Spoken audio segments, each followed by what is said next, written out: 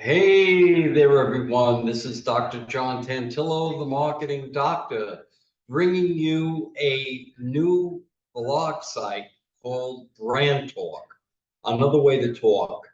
And this is my way of getting my points across regarding brands. And with this show, we'll talk about political brands, we'll talk about personal brands. We'll talk about product brands, and there you go. So I wrote a book called People Buy Brands, Not Companies. And if I ever get around to it, I like to get published. Go brand yourself, but I've had a lot of things going on in my life. So let me first get this timer going on. These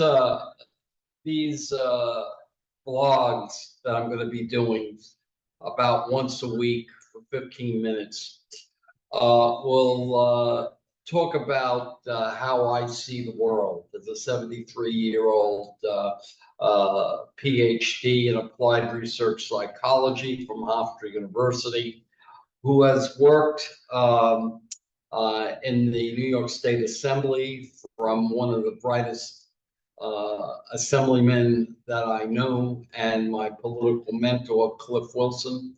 I was his chief of staff, so I was there watching how deals were made and all those good things. And I want to talk to you today about a post that I'm writing. Oh, and by the way, if you haven't seen me, I'm on Newsmax intermittently. And I am one of those insiders where I write a column called the Branding and Marketing Lens, where I use branding and marketing to decipher what's going on in the world or current events, as we used to say when I was coming up. All right. So anyway, that's a little bit about me. And I just want to, one of the posts that I am going to be writing, I'm about 3/4 of the way done with the column for Newsmax. It should be on next week, and hopefully I'll get some airtime discussing it. And it has to do with why I left the Democratic Party. Now, if you know anything about me, I became a Democrat in 1972 in Brooklyn, where I was at the St. Francis Novitiate. Now, Scholasticate, sorry about that. And my first vote was for George McGovern. And I remember it was like the polls closed, I think, at 8:30 at the time. And I was added by my brethren to go vote. And I said, well, I'm going to vote for McGovern. They said, well, you got to vote because you got to show support. So that's what I did. I voted about 8 o'clock for George McGovern. And of course, he lost handedly to Richard Nixon. And that was 1972. And then came Watergate. So anyway, that's how it all started. And I was attracted by John Kennedy and Franklin Delano Roosevelt. I think say the right gets upset when I talk about Franklin Roosevelt because he was considered a big liberal. But the reason I liked Roosevelt is because, like Trump, he worried about the common man. He satisfied needs. And this is what a lot of folks don't really understand. And since I'm a marketing guy, I teach marketing at Touro University, an Orthodox Jewish university. It's the best experience I've ever had. It's just a wonderful place, wonderful people. I just can't say enough of how that institution changed my life. I teach at Lander College for Men, and I teach principles of marketing, management, uh, policy, business policy, digital marketing, and advertising and promotion. So I know something about marketing, and what I try to do with my column for Newsmax is apply marketing to the current events of the day. And that's how I deal with it. And whether or not you believe it or not, and those who have what I call Trump derangement syndrome that don't believe it, he is probably the greatest marketer of all time. I guess the second greatest was Ronald Reagan. Okay. As strange as it may seem, both were Democrats. So I think I'm in fairly good company. And you may say, well, why are you changing? And it's not that I've changed, it's that the Democratic brand has changed. And it has become very, very left of center, very left. And I just can't support what they did and what they've done, especially when it comes to speech. And what do I mean by that? Well, if you, and I don't consider myself a conservative, which is interesting, but people will label me as such. And once you label somebody left or right or conservative or liberal, they no longer, you can no longer listen to them today. And a true liberal, which I think I was, or I think I still am, can take it, can take the other side of the argument. That's what I love about teaching at Toro, where you learn to debate all sides of the argument. And it's unfortunate that you can't do that today. I was talking to somebody the other day who I'm very, very the person's name because she'll be embarrassed. And we're talking about global warming. And my degree is in experimental design, okay, and research. And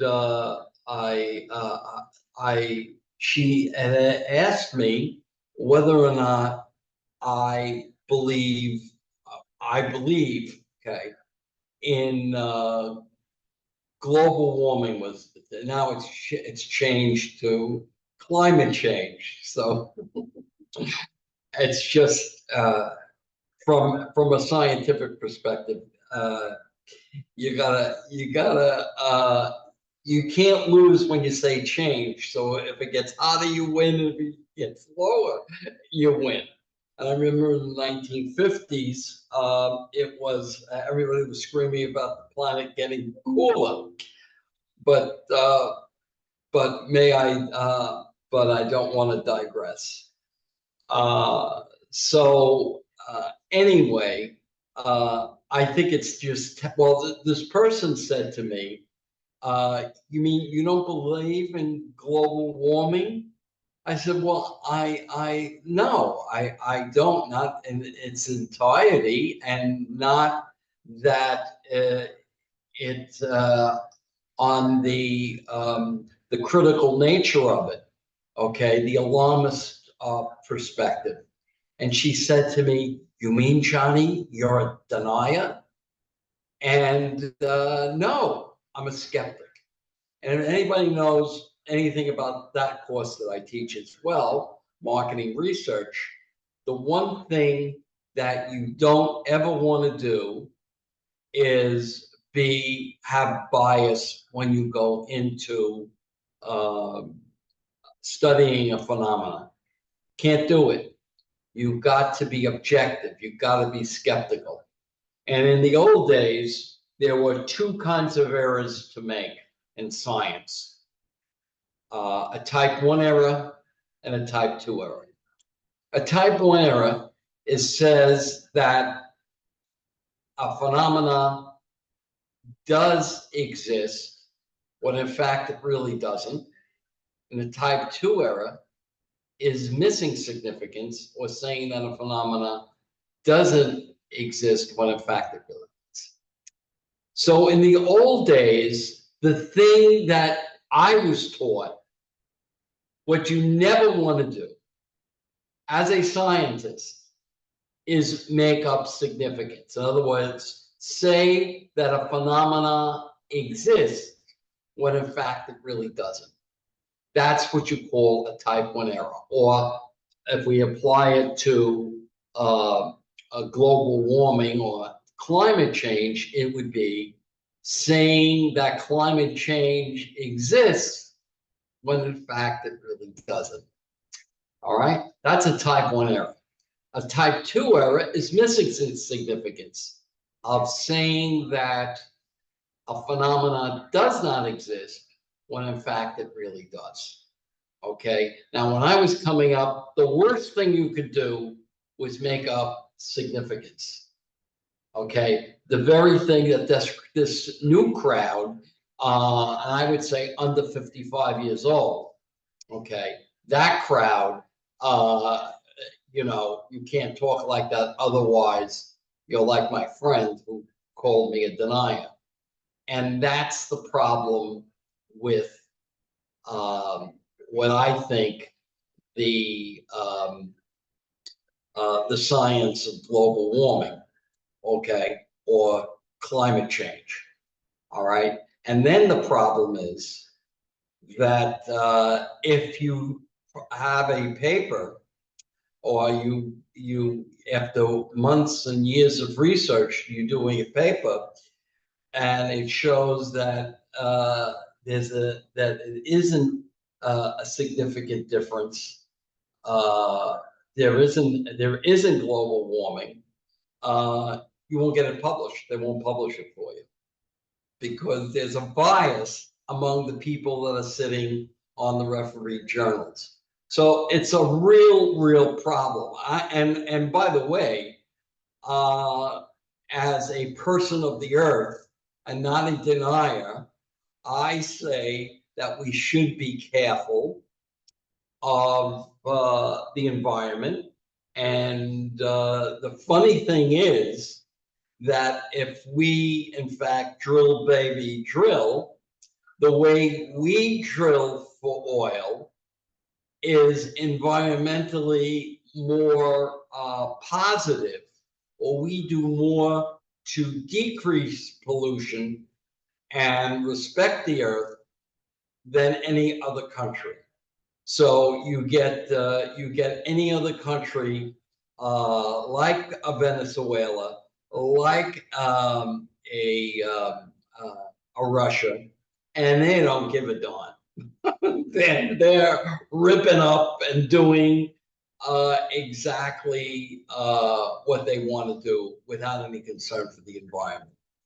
So I only got another 2 minutes here, but I just wanted to give you a little bit of a feel of what this vlog, and I think I'm going to do it on Thursday, because Thursday is generally a light day for me. So Thursdays, and it will be published on my website. I should say my website, my YouTube channel, which is John Tantillo at Marketing Doctor. You just go YouTube and look up John Tantillo at Marketing Doctor, and look up the playlist, and that's really the way to go. So there you are. If you want to get in touch with me, you can get in touch with me by my email, drjohntantillo.com, my website, which is drjohntantillo.com. And there you go. And I'm all over the internet. So, but a good place to go would be my either my website or just direct email me. And I look forward for this to progress. I had done this before when I had guests on, and it just becomes too much of a hassle to get guests and have a producer and all of that. That might change because what I'm trying to do at Toro at Lander College for Men is have my students start a vlog like this. So anyway, so thanks for listening. Subscribe to my YouTube channel. Remember to go brand yourself.